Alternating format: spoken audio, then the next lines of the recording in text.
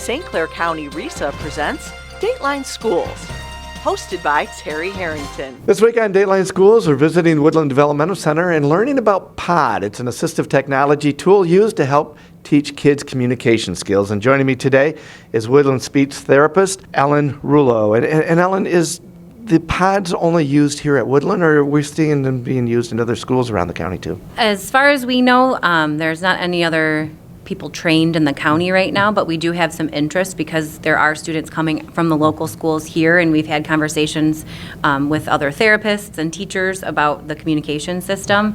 There is an interest in it, and that's something that we would, now that we've been seeing a lot of successes, we would like to get that information out to the local schools as well in the early on programs and other programs that would benefit from using it. So how do you train students to use this, especially if they're lacking communication skills to begin with? Basically, it's just model all day long. We look at it like we're teaching a second language, really. We're teaching them how to use a second language. So if you think about how you would learn a second language, you wouldn't just automatically know everything right away.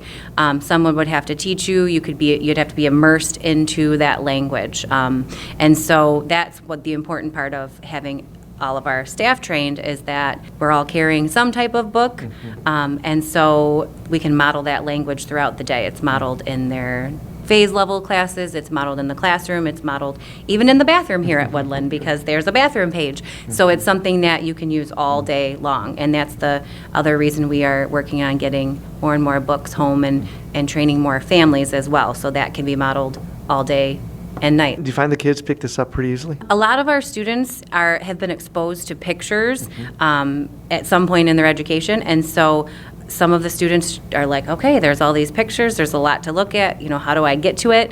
And so there's some that are very into it. Some, they're kind of like, not quite sure yet, and those are the ones that we want to make sure that we do model and show them this is how this tool can be used. And it can be important because it can be a very important tool for you to use as a voice. We like to call it their voice.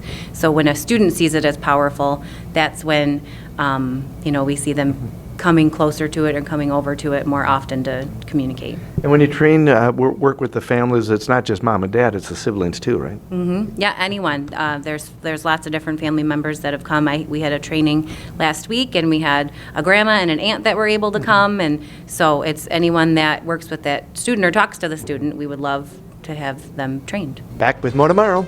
For Dateline Schools, I'm Terry Harrington.